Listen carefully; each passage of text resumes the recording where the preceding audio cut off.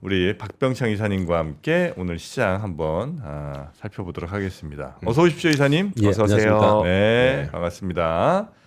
자, 일단 오늘 시장 이야기에 앞서 참 어제 우리 시장 6,300.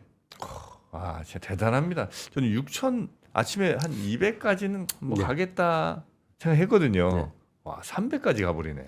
어제 오후와 그리고 장 끝나고 나서는 느낌이 뭐라고 표현해야 되죠?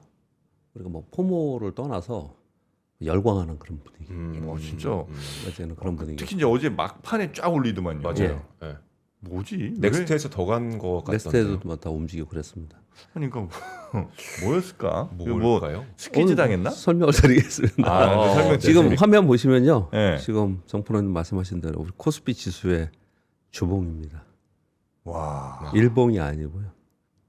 주봉입니다. 주봉. 한 주도 안 떨어지고 지금 중간에 한 주 요거 폭. 있었고요. 있었나? 예, 요거 저 정도 괜찮아요. 저거 있어.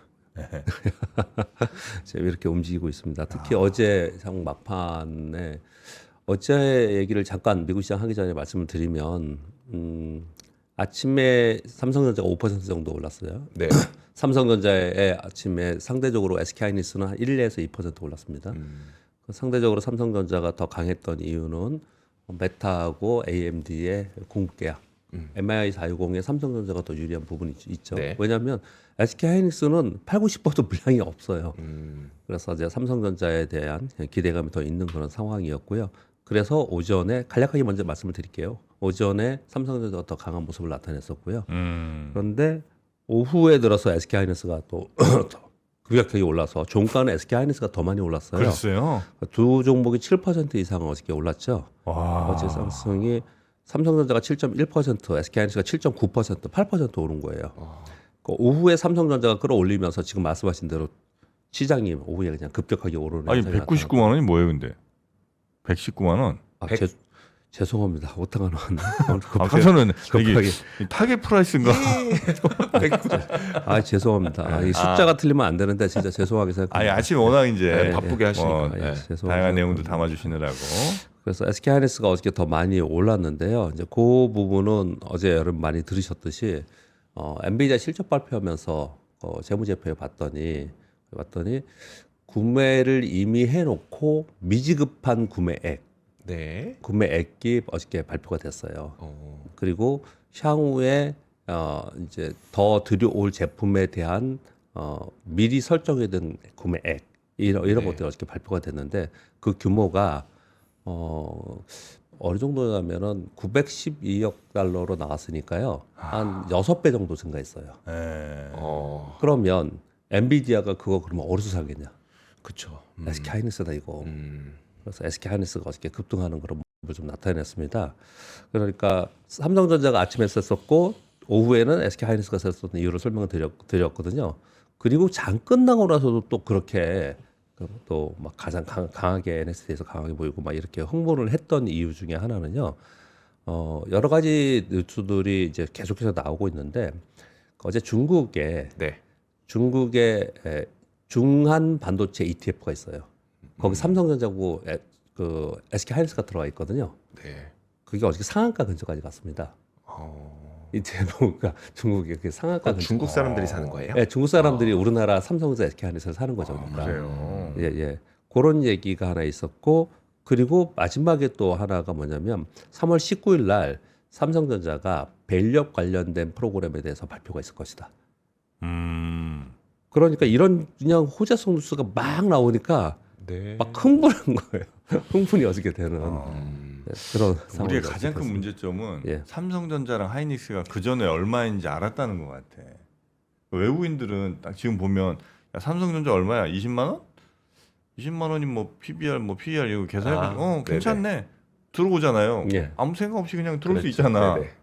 근데 우리는 원래 한 5, 6만 원 하던 걸 이제 알잖아요. 그러네요. 그 세월이 너무 기니까 네. 와 20만 원 가도 되나 이제 이런 생각을 하잖아요. 우리는 이만큼 올라왔다고 생각하는데 그들은 지금 가격에서 그냥 평가하는 그렇죠. 그렇겠죠. 어쩜 우리도 이제 뭐 어디 넷플릭스도 아니면 저 미국장 들어갈 때 네. 엔비디아 얼마야 그냥 $200 뭐 좀 비싼데 들어가죠 이 정도였는데 뭐 어쩌면 그 미국인 애들은 야 저게 $2짜리였는데 뭐 이런 생각할 수도 있긴 했겠지. 예, 예. 여튼 이제 우리가 그 전에 너무 오랜 기간 삼성전자 하이닉스 가격을 알고 있다는 게 네. 오히려 발목 잡는 것 같다. 주저주저하게. 예, 어제 오후에 흐름이 있었던 거, 뭐 환호했던 거 이런 것들에서 잠깐 언급을 좀 드렸습니다. 그래서 네. 분위기가 뭐 어제는 환호 분위기 뭐 이런 부분이었는데 살짝 저는 오늘 시황에서 좀 말씀을 드릴 건데 제가 요즘에 이제 외부 세미나 다니다 보니까 포모 현상이 있습니다. 지금 이미 조금씩 나타나기 시작하다가 지금 좀 확대되는 경향이 좀 있습니다. 네. 그래서 좀 조심스러운 생각이 들긴 합니다. 포모 현상이 좀 나타나는 거 보니까 무차별로 그냥 지수 반도체를 좀 사려고 하는 그런 상황이 좀 있긴 합니다. 근데 우리가 뭐 이성적으로 생각을 해서 가치 평가를 해보면 블랙락이 아니죠. 그 34만 원 부른 데가 어디죠? 목표 죄송합니다. 지금 네. 삼성전자의 목표 주가 34만 원 어저께 나왔던 데 있었지 네. 않습니까? 그리고 SK 하이닉스 170만 원. 거기서 계산하는 것은 올해 멀티플이 5배, 내년에는 2배에서 3배 안 된다고 그러거든요. PER이. 이익이 너무 늘었어. 예. 그러니까 이제 그런 것들을 생각을 해보면 아 그래요? 예. 멀티플이 2배라고요? 2배, 3배는 안 되는 거. 지금 SK 하이닉스가 그렇잖아요. 오늘 네. 뭐 금요일에 잠깐 시간이 있으니까 좀 말씀을 좀 드리면 SK 하이닉스가 만약에 올해 영업이익을 160조, 뭐 150, 160, 뭐 160조로 네. 생각을 해보면 10배 하면 1,600조잖아요. 네. 지금 SK 하이닉스가 지금 정확하게 제가 써왔으니까 정확하게 읽어드릴게요. 지금 725조입니다. 720. 시총이 네, 725조입니다. 아 그러면 반분이 안 되잖아요. 그러니까 5.5배분이 안 돼요. 5배. 그러네요. 네, 5.5배분이 안 돼요. 근데 내년에 더 이게 더 올라간다고 하니까 3배분이 안 되는 거죠. 싸네 진짜. 이렇게 살 수 있나? 그렇게 생각을 하면 네. 그런데 이제 수급이나 시장의 분위기는 좀 포모 현상이 있고 너무 좀 환호하는 것 같다라는 느낌이 좀 있습니다. 뭐 예. 천물 끼얹으려고 그런 게 아니고 네. 냉정하게 뭐 있는 사실은 그냥 말씀을 좀 드리는 부분입니다. 뭐 아무튼 뭐 그게 좋은 거죠. 뭐 지금 어제 그 한국은행에서 GDP 성장률 발표했지 않습니까? 네. 그 올해는 1.8% 2.0%로 어제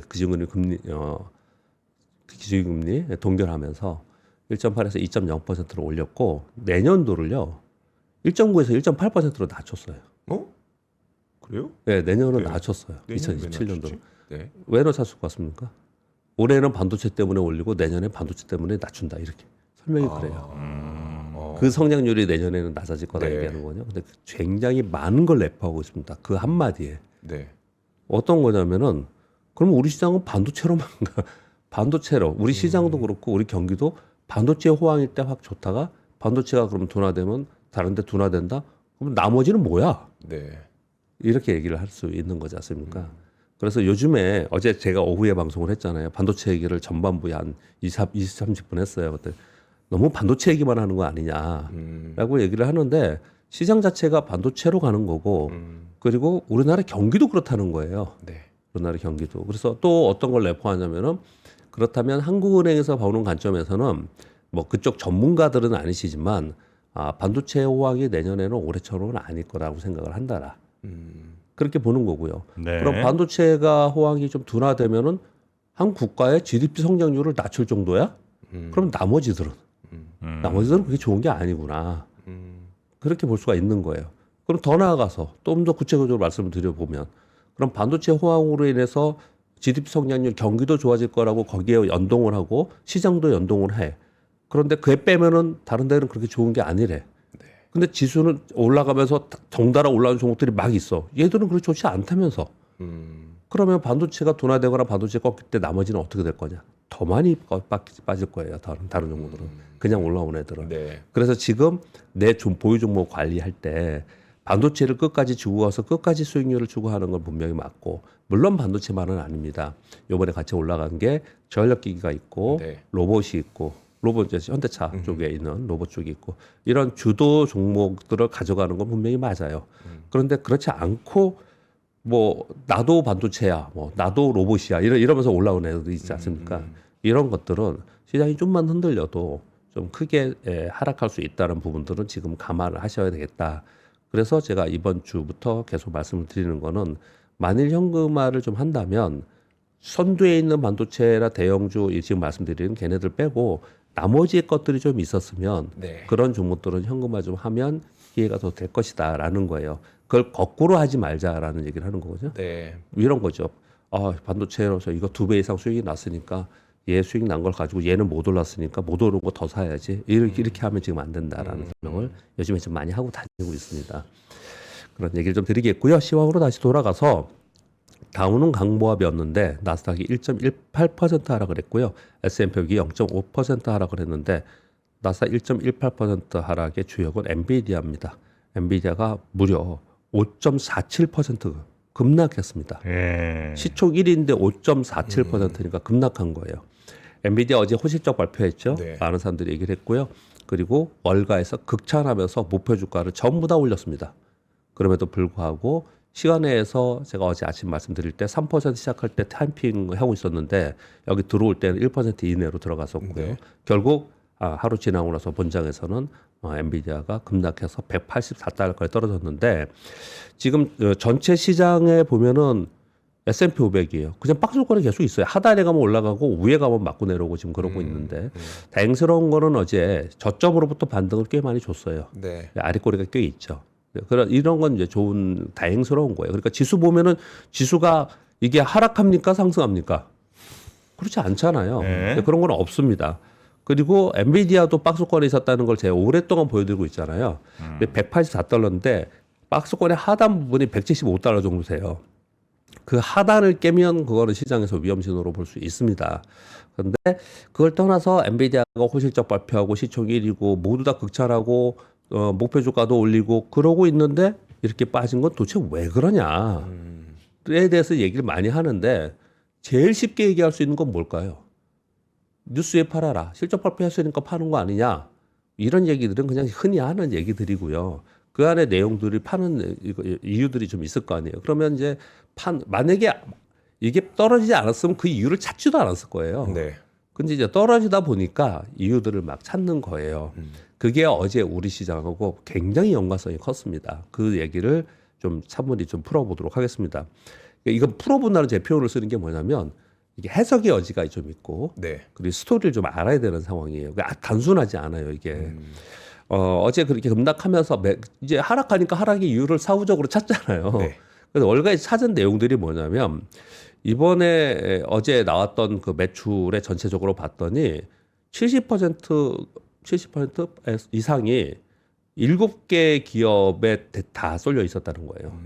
7개 빅테크에. 네. 그러면 너무 특정한 기업에 쏠림이 있는 게 아니냐.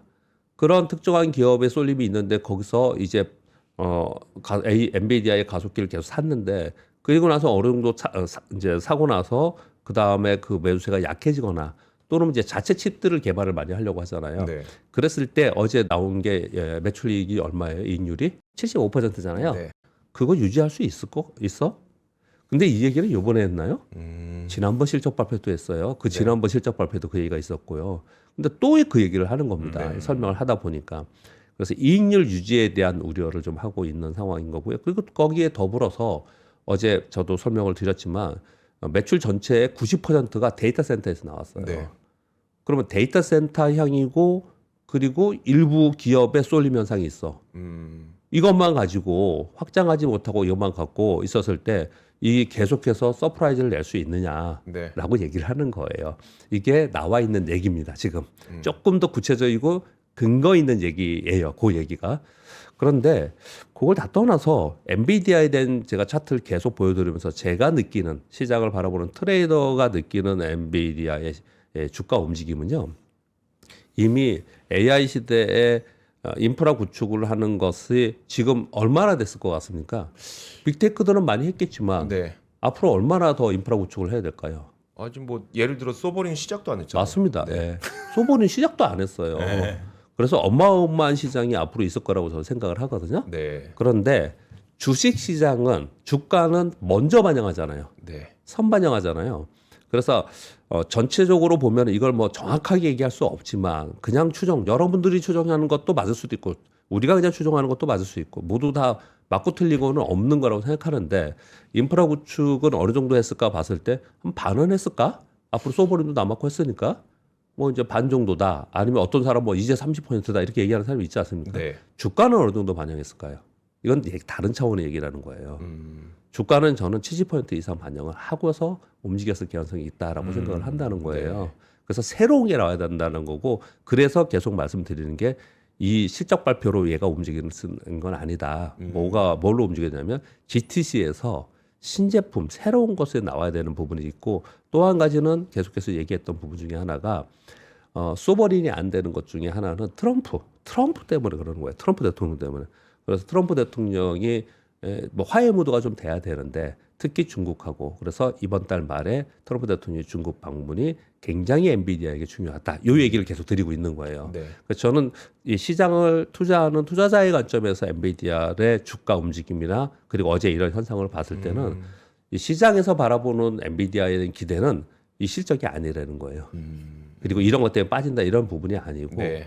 엔비디아에는 새로운 다른 것들의 모멘텀을 기다리는 부분이 있기 때문에 결국 이 부분은 엔비디아 실적 계속 좋게 얘기했고 환호했지만 결국은 이것은 시장에서 그냥 생각한 정도다라고 바라보는 것이 어제 이런 하락이 있었지 않았나라고 저는 생각을 좀 하고 있습니다. 네. 아마도 엔비디아를 많이 갖고 계시기 때문에 고민들도 많고 저도 오프라인 세미나 가면 이 질문을 많이 하시거든요. 근데 이렇게 대답을 해요. 저는 지금 이처럼 이렇게 대답을 좀 하고 있는 편입니다.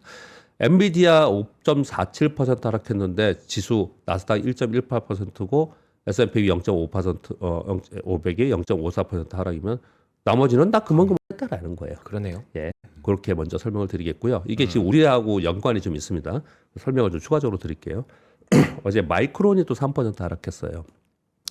웨스턴 디지털도 빠지고 브로드컴도 빠지고 샌디스크는 뭐 3% 정도 올랐습니다. 반대로 뭐 이거는 이제 개별 뭐 보고서들 이런 게 나왔을 때 이제 정보들이 움직이는데 어제 보시면 필라델피아 반도체가 3% 빠지면서 반도체도 같이 빠졌네요. 엔비디아 빠지는 거하고 반도체하고는 여태까지 동조화를 안 했었습니다. 네.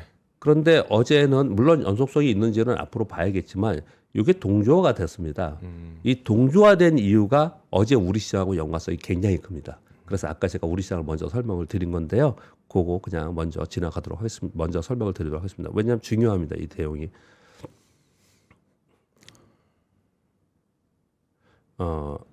자, 엔비디아 컨퍼런스 콜이 있었습니다. 아하. 거기서 이제 우리 아는 내용들 일반적인 얘기들 쭉 했습니다. 올해 차세대 AI 칩 베라 루빈 본격 도입으로 성장세가 가속화될 것이다. 젠순왕이 얘기를 하는 겁니다. 올해 블랙웰과 베라 루빈을 동시에 제공해서 다양한 고객 수요가 창출되고 있다. 이미 여러 고객사로부터 주문을 계획 중이고 구체적 수치는 아직까지는 좀 제시하기는 좀 이르다. 이렇게 얘기를 하고 있고요. 그리고 보스턴 다이내믹스와 그리고 LG전자 등과 협력해서 피지컬 AI 확산에 속도를 내겠다. 어제 LG전자 10% 올랐고요. 그렇죠. LG 이노텍은 20% 가까이 올랐어요. 요거 때문에. 그래서 LG전자가 그동안 그렇게 다들 가는데 못 갔잖아요. 네. 가만히 생각해 보면은 SK하이닉스 갈 때 삼성전자 못 가는데 이제 같이 가죠.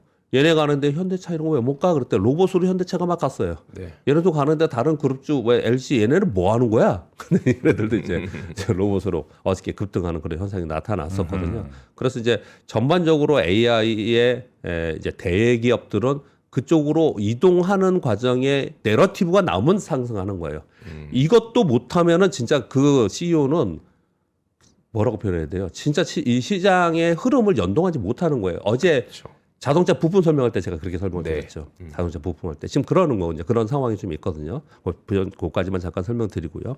그 다음에 이게 되게 중요한 겁니다. 빅테크들의 현금 흐름이 늘어날 것이다. AI 에이전트 변곡점으로 매출이 증가하고 있다. 이런 얘기를 하고 소프트웨어 기업들의 위협 우려는 잘못된 판단이다. 자, 여기까지는 이제 계속 얘기했습니다. 자, 이 빨간 글씨로 제가 써왔습니다.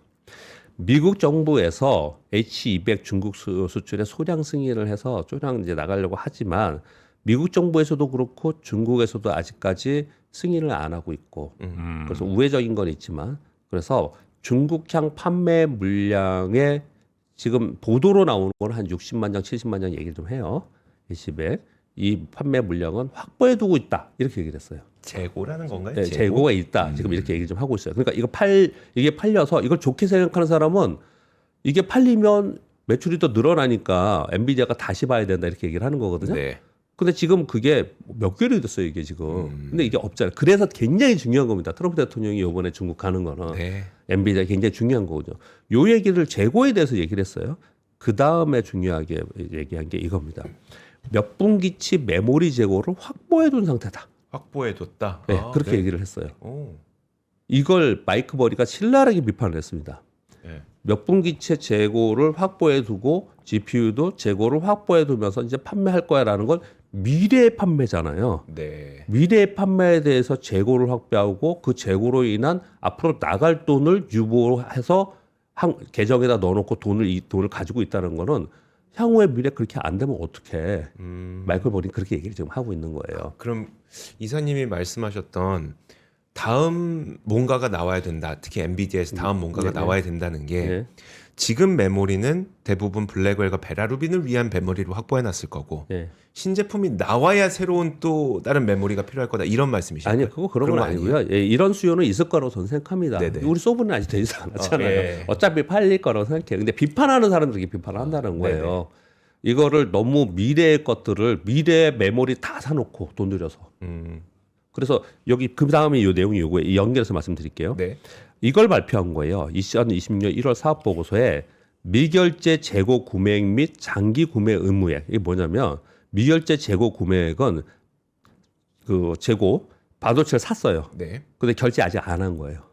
결제가 아직 안 된 겁니다. 이미 쟁여두고 메모리는 쟁여두고 네. 그래놓고 결제는 아직 안 된 것이 그 금액을 어디 계정에 넣어놔야 될 거 아니에요. 앞으로 나갈 돈이니까. 요거 하고요. 장기 구매 의무액. 이거는 나는 어떤 상황에도 나 이만큼 살 거야. 그러니까 나한테 이거 줘라고 약속을 하고 계약을 한 거예요. 네. 그러니까 사줘야 돼요.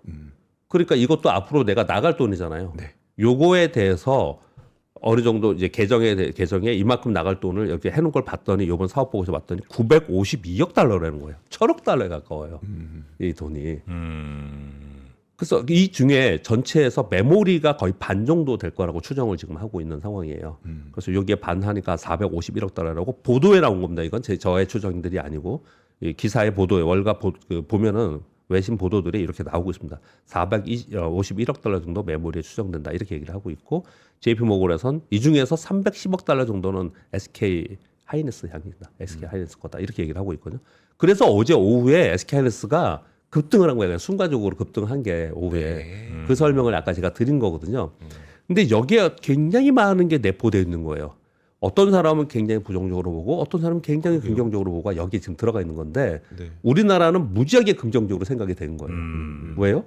이거 미결제 재고 구매액과 장기 구매 의무액을 봤더니 와 이게 지금 그 전해가 25년이 160억 달러인가 그랬대요. 그러니까 950억 달러, 1000억 달러까지 있다는 건 이 중에 반이 메모리라는 거, 이 반은 전부 다 SK하이닉스하고 삼성전자 거의 대부분일 거란 말이에요. 네. 그러니까 이게 우리 삼성전자, SK하이닉스 이만한 매출이 대기도 그러니까 받을 돈이 이만큼이나 있구나. 그리고 여기에는 2025년에 있거든요. 지금 1월 사업 보고서거든요. 네. 이건 올해 걸 얘기하는 겁니다. 내년 계약 지금 올해 또 할 거 아니에요. 아, 네. 내년 계약 할 거 아니에요. 네. 이걸 반영해서 생각을 해보면 추정해 보면은 야 SK하이닉스와 삼성전자 특히 SK하이닉스가 더 많으니까 비중이 이거 어마어마하구나. 이게 SK하이닉스 영업이익이 이만큼 나온다는 게 이게 허수가 아니구나 라는 걸 추정해 볼 수가 있었던 거예요. 그러니까 메모리는 좋은 상태가 된 거지 않습니까? 네.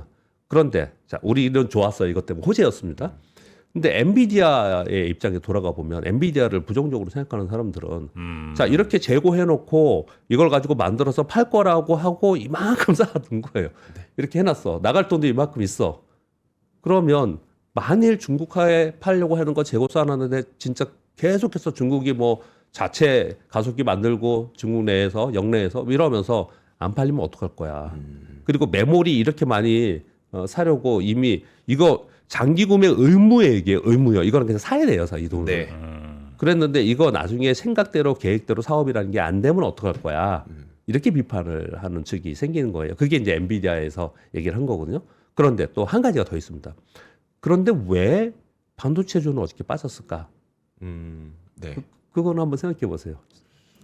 물 먹는 동안에 제가. 왜 그랬을까요? 그러니까 마이크론 빠졌고 그러니까 샌디스크 빼고 나머지 메모리는 빠졌으니까. 예. 정프로님 왜 아무 중이신 거예요? 죄송합니다. 죄송합니다. 넘기시는 거예요 지금? 되게 어려운 얘기인데 제가 물 먹으려고 잠깐 얘기를 했습니다. 네네네. 해석을 어떻게 하냐면은 네. 여태까지는 전 세계 메모리를 그냥 뭐라고 표현하죠? 그 막 흡수하는 걸 가속해서 흡수하는 거를 빨아들인다. 네네. 예. 엔비디아가 다 사서 가는 거잖아요. 다른데 팔 데가 없는 거잖아요. 애플이 요번에 삼성전자하고 애플 칩 계약할 때 50% 정도 인상해서 계약을 할까 이렇게 시작을 했다는 거예요. 근데 삼성전자에서 100% 인상을 했더니 한마디 안 하고 그 자리에서 그냥 콜해서 그냥 100% 인상으로 가져갔대요. 메모리를. 네. 딴 데 팔 게 없을 정도로 엔비디아가 그냥 다 가져간 거예요. 네. 근데 엔비디아가 이 금액을 봤더니 메모리 재고를 상당 부분 쌓아두고 있는 거네. 얘네들이 네. 이미 사가지고 이게 내용이 이거예요. 미결제 재고 구매액이라는 게 지금 사서 아직 돈은 지불을 안 했지만 메모리를 상당 부분 사가지고 확보해둔 상태라는 거예요. 네. 그러면 메모리 쇼티지가 좀 둔화될 수도 있겠네. 제가 얘기가 아니고 월가 얘기예요. 네. 지금 오늘 나온 얘기들이요. 그렇게 해석을 하는 거예요. 그래서 지금처럼 메모리 쇼티지가 나타나면서 메모리 가격 급등이 좀 이렇게 되면은 제일 수요가 강한 엔비디아가 재고가 이렇게 쌓여져 있으면은 그러면 좀 이게 수요가 둔화될 수도 있겠구나. 이 얘기까지 네네. 해서 한 거예요. 그래서 이 내용으로 어제 우리 시장의 움직임, 미국 시장의 움직임, 반도체 주가들의 움직임이 어제 엔비디아의 컨퍼런스 콜이나 보도들의 내용에서 굉장히 여러 전 세계 시장에서 이게 영향력을 끼쳤습니다. 그래서 어제 마지막에 우리 시장이 움직였던 부분들의 이 내용이 굉장히 중요했어요. 그러면 이렇게 설명을 드리면 어떤 상황인지 이해가 좀 되시겠죠. 그래서 네네. 어제 그렇게 우리 시장에도 어제 오후에 굉장히 강했기 때문에 이 설명을 좀 길게 드렸습니다. 네. 말씀드리겠습니다. 자, 근데 그 우리가 평소에 알고 있는 그 지식의 체계가 얼마나 다른지가 네. 얼마 전에 제가 이제 과학자들이랑 얘기하는데 베라 루빈 얘기를 했어요. 네. 당연히 우리 이제 엔비디아 GPU를 생각하겠죠. 차세대 칩이잖아요. 네. 근데 그분들은 전혀 그건 모르고 천문학자래요. 그렇죠. 네. 아 원래 알고 있어. 나는 아니, 몰랐거든. 그 베라 루빈도 그렇고 그 전에 다른 분들도 다 이름을 딴 것들이 좀 있어가지고. 그렇죠. 네. 블랙웰도 그래? 블랙웰 말고 그 전께 아마 또 사람이 그래요? 이럴 거예요. 네. 하여튼 블랙웰은 잘 모르겠네요. 그래서 그분들은 천문학자로만 알고 있고 주식은 전혀 네네. 관심 없으시고 나는 이제 베라 루빈 하면 그냥 엔비디아 차세대 칩만 생각하고 뭐 그 천문학자는 모르고 네네. 이렇게 하여튼 같은 단어인데도 맞아요. 서로 지식체가 많이 다르시더라 좀 느꼈습니다. 네. 어제 워낙에 지금 다시 이제 어제 우리 시장으로 돌아가야 되는데요. 지금 제일 궁금해하시고 중요하기 때문에 그것부터 말씀을 드렸고요. 어제 삼성전자가 7% 올랐고 SK하이닉스가 7.9%나 올랐고요. 이러다 보니까 이제 여러분들도 관심 많으시니까 들어오시는 동조자도 많으시고 김프로님도 밖에서 조금 들으시다 가시네요. 지금 보니까 옆에요. 이제 그런 굉장히 기분 좋은 상황은 좀 됐고요. 그래서 아까 우리 이 상황에 반도체가 오르면서 지수가 올라서 6,300까지 오르는 부분에 대해서 분명히 좋은 현상이고 한 부분은 맞지만 한편으로 어저께 한국은행에서 얘기하는 것처럼 반도체가 꺾였을 둔화되면은 우리 전체 경제 성장률을 좀 둔화시킨다라는 부분들을 보면 다른 데는 그렇지 못하다라는 얘기는 소위 K자형이라고 네. 얘기하는 차별화의 성장이 일어나고 있는 거고 우리 개인 투자자들도 그런 현상이 많이 나타나고 있다라고 좀 볼 수가 좀 있어요. 네. 또 안에 주식에서도 그런 현상이 나타날 수 있을 것 같고요. 그리고 어제 하나 더 지금 말씀 쭉 반도체에서 빠뜨린 내용 중에 하나가 뭐냐면 SK하이닉스가 어제 아침에 뉴스가 있었죠. 기존에 4조 원 투자해서 신규로 21.6조 원 투자해서 6개 클린룸으로 해서 가동 시점을 3개월 단축한다. 샌디스트와 HBF 표준화를 착수한다는 내용이 있었지 않습니까? 이것도 사실은 그동안에 쭉 여러분들이 이해하시고 있었던 내용들이죠. 우리 같이 말씀 나눴지만 여태까지는 가격이 오른 거 가지고 이만한 효과를 이익의 성장을 가지고 있었는데 그런데 마이크론 막 증산한다 그러죠. 중국 막 증산한다 그러죠. 이러다가 시장을 뺏기면 안 되기 때문에 우리도 빨리 어느 정도는 시장 점유율을 계속 물론 지금 엄청나게 우리가 좋지만 뺏길 수가 있으니까 그 정도가 가져가야 되거든요. 그러니까 이제 증설의 얘기가 지금 나오고 있는 상황인 거고요. 삼성전자는 아직까지 이렇게 공격적으로 얘기하고 있지는 않아요. 왜냐하면 삼성전자는 지금 테일러 공장 신경을 많이 쓰고 있는 것 같아요. 네. 그래서 SK하이닉스가 이 얘기가 딱 나왔습니다. 과거하고 비교를 해드리도록 하겠습니다. 과거에 반도체 사이클이 딱 되면은 어떤 현상이 일어났냐면은 일단 전공정하고 클린룸하고 전공정 주식이 막 급등을 해요. 네. 막 급등하고 그리고 후공정에 있는 테스트 기업들이 막 급등하고 그래서 소부장에 있는 중소형주와 그 벤더에 있는 기업들이 먼저 급등을 하고 그리고 나서 보면 긴 시간 동안 사이클 동안 삼성전자, SK하이닉스의 칩 메이커들이 나중에 오르는 이런 현상이 나타나는데 요번에 굉장히 독특했잖아요. 반대였죠. 요번에는 그냥 칩부터 먼저 오르고 네. 소부장들은 그렇게 못했던 이유는 여러분 다 아시다시피 증설이 없었기 때문에 그런 거잖아요. 네. 근데 결국은 증설은 할 수밖에 없다. 그게 이제 본격적으로 나오면서 소부장주들이 급등하는 그런 모습을 나타내서 이거는 그냥 제가 참고로 그냥 뭐 그냥 적어왔습니다. 종목의 추천 이런 개념보다는 어제 많이 강했던 종목이고 그리고 우리 여러분 다 아시지만 이게 볼 때마다 헷갈려요, 사실은. 아마도 두 분도 그러실 것 같은데 대충은 알지만 우리가 맨날 이것만 파는 게 아니니까. 네. 그래서 한번 정리를 했습니다. 네. 어제 클린룸이 가장 셌었고요. 이거 당연히. 진짜 중요해요. 예, 당연히 클린룸이 제일 셌었고요. 그 다음에 이제 증착, 식강, 노강, 패키징, 검사 테스트 이런 순서대로 이게 되잖아요. 그 순서에 이 앞에 있는 종목들이 대표 종목이고요. 뒤에 있는 건 소재 종목이래요. 네. 그 제가 거기에 대표 종목들만 그리고 실제로 지금 주가도 좋고 수급도 좋고 어제 이런 뉴스가 나왔는데 묻던 애들은 빼야 되는 거예요. 묻던 애들은. 그래서 어제 상승했던 종목들을 제가 타이핑해서 이렇게 좀 가져왔어요. 네네. 그러니까 요걸 보시면서 여기 대표 종목들이 있는데 이 안에서 어제 제일 셌던 게 뭐냐면 한미반도체, 하나비전, 뭐 PSK, 한양 ENG, 유진테크, 원익IP 이런 쪽으로 강세였거든요. 네. 그랬던 이유는 또 왜 그랬을까요? 얘네들이 SK 하이닉스가 더 비중이 커요. 네, 이게 우리나라 극명하게 있어요. 그러면 얘네들을 쭉 보고 있다가 근데 SK 하이닉스, 삼성전자 둘 다 하거든요. 거의 대부분이요. 네. 얘를 보고 있다가 삼성전자가 증설을 또 한다 그러면 얘들은 또 한 번 레벨업이 될 수가 있습니다. 얘네들은요. 그러니까 요거는 기억을 하고 계시는데 내가 맨날 기억을 못 하잖아요. 그러니까 내 관심 종목에 우리 보통 관심 종목 넣어놓잖아요. 네. 관심 종목이 얘들을 넣어야 되는데 제가 어제 저는 이게 바스켓 얘기를 했습니다. 네. 그러면서 이게 바스켓인 거야. 그러니까 음. 이 바스켓을 넣어놓는 부분은 굉장히 중요하다. 그렇게 보시면 될 것 같고요. 그리고 어제 뉴스 하나 중에 또 하나가 이거였습니다. 아까 말씀드린 대로 중국의 중앙반도체 ETF에서 얘는 상한가 10%예요. 9.64% 올랐어요. 야. 네, 그러니까 어제 우리 반도체에 그런 현상이 나타났다는 설명을 제가 지금 드리고 있는 거고요. 어제 한미반도체 28% 상한가죠 뭐. 한미반도체 옛날에 8만 원, 9만 원, 5만 원 시작해서 8만 원, 9만 원 막 가고 10만 원 넘어서니까 그때 한참 무슨 논쟁이 벌어졌죠? 하나씩 한미반도체 이거 말이 네. 안 된다. 이런 이익이 나는 거는 허수다. 아. 이런 논란이 있었던 기억나세요? 3년 전에? 음. 근데 뭐 지금은 뭐 거기보다 3배 올랐습니다. 지금 3배 올라 있는 선수. 이게 엄청나게 나고 있고요. 요테크는 12%, 유진테크 12%, SDI가 19% 올랐고요. 그리고 아까 말씀드린 대로 L전자 10%, LG노트 20% 올라서 로봇 관련주로 같이 오르는 그런 모습을 나타냈고요. 그래서 어제 반도체 소부장, 지수, 로봇, 전력 설비 이런 흐름을 좀 보였습니다. 어제 뭐 ETF를 그냥 하나 캡처해 온 거고요. 여기까지 말씀드렸습니다.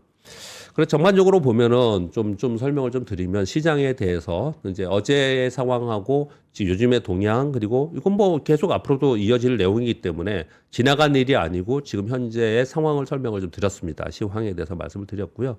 그런 가운데 제가 잠깐 서두에 언급을 드렸지만 포무 현상이 좀 보이는 거는 분명히 있는 것 같다라는 생각이 들어요. 그걸 말씀을 좀 드려보면 어제 끝나고 나서 시총을 봤더니 시총이 5,600조더라고요. 코스닥이 650조. 그러면 이게 예전에 한 6배 정도였어요. 줄어들 때 한 4배, 5배였어요. 근데 이거는 650조하고 5,600조는 몇 배입니까 이게? 잘하다 10배 가게 생겼습니다. 이게 차이가. 네. 이러면 어떤 일이 벌어지냐면 얘가 빠지든지 얘가 오르든지 해야 돼요. 사실은. 그래서 코스닥의 기대도 좀 있는 편입니다. 이게 벌어져 있기 때문에 네. 코스닥이 좀 따라 올라오지 않겠냐라는 기대가 좀 있는 상황인데 아무튼 그건 차치하고 전체 5,600조인데 어제 저녁 기준으로 삼성전자가 1,320조 됐습니다. SK하이닉스가 720조예요. 두 개 합쳐서 2,000조를 넘었습니다. 2,000조가 넘었어요. 그러니까 5,600조 중에서 2,000조가 넘었으니까 얼마나 이들의 영향이 크다라는 걸 좀 볼 수 있는 거고요. 그리고 우리가 맨날 얘기하고 있는 그 블랙락에 우리나라 한국의 EWY라고 하는 ETF 있잖아요. 네. 여기 구성 비중이 어떻게 되냐면 삼성전자 28%, SK하이닉스가 19%, 두 개 합쳐서 48%예요. 한국 ETF에 네. 미국에 있는 한국 ETF의 구성이 50%가 삼성전자, SK하이닉스에 있어요. 그러니까 SK하이닉스만 맨날 왜 얘기하냐 시황 얘기하면서 그럴 수밖에 없어요 이거는요. 그럴 수밖에 없는 상황입니다. 근데 제가 이걸 불러드릴 이유는 이게 커지면 커질수록 쏠림 현상이 더 커진다는 거잖아요. 네. 그래서 미국에 근데 이거는 나쁜 건 아니에요. 걱정을 하는 거지. 왜냐하면 우리가 예전에 우리 시장 안 좋을 때 미국 할 때 무슨 얘기했습니까 맨날? M7만 갖고 간다. 얘는 막 빅테크만 갖고 시장이 움직이다. 다른 걸 못 가고 S&P 500에 나머지는 다 마이너스다. 이 얘기를 한참 했잖아요. 지금 우리가 똑같이 그러고 있는 거거든요. 왜냐하면 파생 상품이 발달되어 있기 때문에 미국 시장은 더 그러는 겁니다. 근데 우리가 지금 그대로 답습을 지금 하고 있는 거라고 보시면 돼요. 그래서 개인의 ETF 자금이 어마어마하게 들어오는 거잖아요. 올해 지금 어제하고 그저께 더 팔아가지고 이번 주에 제가 한번 월요일인가 보여드렸는데 12조 원 파는 걸로 올해 외국인들이 나왔는데 제가 어제 보니까 20조 원 팔았습니다. 올해 외국인들이 20조 원 팔았어요. 그리고 국내 기관도 나머지 다 팔았어요. 대부분 금융투자에 샀습니다. 그러니까 ETF의 자금 쏠림이 지금 포모 현상이 좀 있는 거고요. 그리고 그것이 전부 거의 대부분 삼성전자 하이닉스로 들어오는 포모 현상이 좀 발생이 되는 거고요. 제가 포모라는 말을 쓰는 것을 굉장히 주저하면서 쓰고 있습니다. 그리고 함부로 하면 말하는 얘기가 아닌 것 같아요. 왜냐하면 부정적 언어로 좀 쓸 수도 있기 때문에 그럼에도 불구하고 오늘은 요 얘기를 좀 해야겠다 마음을 먹고 왔어요. 왜 그러냐면요. 지금 제가 세미나를 오프라인으로 지점을 다녀보니까 새로 오신 분들이 많아요. 새로 오신 분들이 신규가 많지 않고요. 주식 투자를 하다가 왕창 깨졌어. 좋다고 했다 들어가서. 그래서 진절머리 나서 그만뒀어. 그랬다가 다시 오는 사람들이 되게 많아요 지금. 그리고 우리 이 자금이 예금과 퇴직연금과 이쪽에서 들어오는 게 확실하고요. 부동산에서 들어올까? 우리 여의도에서 저희끼리 얘기할 때는 부동산에서 안 들어와도 돼. 여기서 벌어서 부동산 나가지만 해도 돼. 네, 우리 네. 그렇게 표현하거든요. 근데 제가 최근에 지점에서도 많이 듣고 보니까 부동산 갖고 있는 거에서 팔고 이걸 하겠다는 사람이 있어요. 진짜 많아요. 있어요. 네. 없을 줄 알았어요, 저희는요. 근데 있어요. 야, 이 정도까지 왔어? 그럼 굉장히 좋게 생각을 하면 네. 정부 정책이나 제가 정부에 있는 사람이라면 야, 선순환되면서 좋을 것이다라고 얘기를 하지만 저는 여러분께 시황을 얘기하고 전략을 얘기하는 사람으로서 아침에 볼 때 야, 이렇게까지 왔어 지금? 그러면 그리고 그게 다 예전처럼 2021년처럼 그때는 뭘 샀어요? 네이버, 카카오, 삼성전자 이렇게 그런 거 산 거잖아요. 그리고 고점 찐 거잖아요. 지금은 다 들어와 가지고 삼성전자 아직 안에서만 사는 거잖아요. 야, 이게 굉장히 유사해요. 그래서 이 종목을 팔아야 된다 이렇게까지는 말씀 안 된다 하더라도 주변의 종목들 있잖아요. 같이 올라온 것들이. 네. 그런 것들에 대해서는 현금을 좀 만드는 것도 이런 상황에서는 다음 기회를 잡을 수 있는 기회도 되지 않을까라는 생각을 좀 해봅니다. 그러면서 또 하나의 말씀을 드리면요. 드디어 3월 10일 날 코스닥 액티브 ETF 출시됩니다. 이야. 타임폴로 사업 자산운용에서 먼저 발표가 있었습니다. 우리나라의 액티브 ETF는 제 1위가 타임폴로 자산운용이에요. 네. 비교가 안 되게 제일 잘합니다. 네. 근데 여기서 먼저 했는데 여기만 내주면 안 될 거라고 생각을 했는지 거래소에서 삼성 액티브 자산운용하고 동시에 출시가 됩니다. 참고로 요거 좀 아셔야 되는 부분요. 액티브 ETF라고 해서 막 자유자재로 막 그냥 아무거나 사고 이런 건 아니에요. 기본적으로 이 ETF의 펀드의 안정성을 위해서 지수를 살 거예요. 네. 지수나 대형주 이렇게 사고 그리고 플러스 알파의 액티브에 운용이 될 거예요. 그러니까 막 중소형주 막 사가지고 액티브 할 거다 이렇게 생각하시면 안 돼요. 그러니까 안정감을 갖고 가는 겁니다. 그래도 이 코스닥이나 중소형주에는 상당한 영향력이 있을 수 있습니다. 이 부분은요. 그래서 이게 3월 10일 출시된다는 부분도 참고하셔서 전략을 좀 가져가야 되지 않을까라고 네. 생각합니다. 제가 오늘 시황 너무 이 얘기 저를 많이 했죠. 짧게 뉴스 몇 가지 있습니다. 한국은행 기준금리 동결했고요. 그리고 미국이란 협상 끝났습니다. 어제. 네. 말만 매우 진지하게 했다고 하고요. 결론은 아무것도 안 냈어요. 그리고 또 다시 다음 주에 오스트리아 빈에 가서 한답니다. 왜 이렇게 돌아다니는지 모르겠는데 다음 주까지 또 이걸 넘어간 상황입니다. 그렇게 말씀드리고요. 이 2번, 3번 굉장히 중요해서 이걸 길게 설명드린 거고요. 4번 누수는 어떻게 나왔던 누수죠? 이게 지금 우리나라 원자력, SMR 관련된 주식들은 굉장한 호재로 작용이 되고 있고요. 트럼프 대통령이 빅테크들 데이터 센터 전기는 니네들이 자체적으로 확보해 이렇게 얘기를 했잖아요. 근데 후속 누수예요, 이게. 이렇게까지 할 필요가 있나 할 정도로 뭐냐면요. 아마존, 알파벳, 메타, 마이크로소프트, XAI, 그리고 오라클, 오픈AI 뭐 아무튼 이런 책임자들을 저 책임자들 전부 다 백과도 오라고 해가지고 서명하게 만들 거라는 거예요. 서명하게. 자체 건설 하든지 아니면 사서 써. 네. 그 서명하게 만들 거라는 거예요. 그냥 하라고 공고하는 게 아니고. 무섭다. 그러니까 굉장히 센 얼굴 정책이고 마주보고. 센 정책이어서 여기에 관련된 우리의 테마는 분명히 굉장히 셀 수 있을 우리도 것 뭐 송전이나 뭐 변화 뭐 이런 거는 예. 당분간 뭐 일은 진짜 끊이질 않겠네요. 우리나라는 그러니까 이번 시장에서 제가 많이 세미나에서 얘기하는 이유는요. AI가 언제 끝날지가 생각을 많이 하잖아요. AI가 끝나도 끝까지 AI의 수혜를 위해서 끝까지 갈 때가 전력 에너지인 것 같아요. 이번에는. 맞아요. 자, 하여튼 우리 시장은 지금 이제 슬쩍 보니까 어때요? 약간 넥스트에서는 뭐 하락인 것 같아요. 시총 상위 종목들 거의 뭐 파란불이긴 하고 대신 뭐 두산에너빌리티랑 이제 그 방산 쪽 있죠. 네. 한화 이쪽 방산. 네, 그쪽 방산이랑 원전 쪽 조금 괜찮고 나머지는 좀 하락인 것 같습니다. 자, 근데 하락폭이 뭐 크진 않아요 보니까. 그렇죠. 예, 어제 오른 것도 생각하면. 네. 자, 오늘 우리 박병창 이사님은 여기서 보내드리고요. 그러면 다음 주 화요일에 뵙겠습니다. 고맙습니다. 감사합니다. 감사합니다. 자, 이제 저희도 일단 정리하고 저는 더블 밸류업으로 가는데 AI는 도입됐지만 기업 문화가 여전히 과거의 방식에 머물러 있는 거 아닌가 하는 반성들 많이들 아마 하실 겁니다.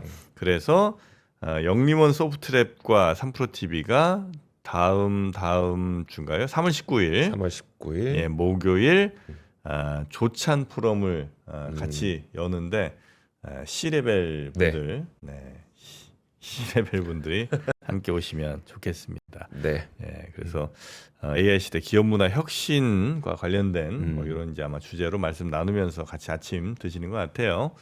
네, 이런 조찬 모임들 때 그 기업의 좀 리더분들은 많이들 하시더라고. 저는 뭐 누가 이렇게 많이 가나 했는데 실제로 많이 해요. 이거 여러 개 가입하신 분들도 계시고 그렇구나. 예, 여기저기서 뭐 네트워크들도 하시고 네. 그다음에 뭐 진짜 뭐 기업 운영에 필요한 이런 얘기들도 하는데 그 강사분들도 그쪽이 또 짭짤한 분들이 많으신 모양이에요. 그래요? 예, 조찬 모임들이. 네. 예, 그래서 하여튼 조찬 모임 오실 분들 3월 19일 목요일에 하니까요. 한번 잘 생각해 보시고 판단하시면 될 것 같습니다. 그러면 오늘 장 시작 준비를 위해서 저희는 네. 저는 물러나도록 하겠습니다. 더블 밸류업 우리 정프로님 계속해 주시고 네. 다음 주 화요일에 올 건데 제가 이제 MWC를 갑니다. 모바일 월드 콩그레스. 네, 모바일 월드 콩그레스를 가니까 스페인 아닌가요? 스페인 바르셀로나로 가서 그래서 그 스트랩을 준비했습니다. 소매치기 당하지 않으려고. 자, 어쨌든 스페인 준비하고 가네. 있으니까요. 제가 또 다음 주에 재미있는 콘텐츠로 저는 이 자리가 아니라 스페인에서 찾아뵙도록 하겠습니다. 현지 연결 한번 합니까? 합니다. 화요일 아침에 예정이 되어 있으니까요. 오늘 아침 라이브는 여기서 마무리를 짓도록 하겠습니다. 더블 밸류업으로 이어갈게요. 네. 오늘도 함께해 주신 여러분 고맙습니다. 고맙습니다.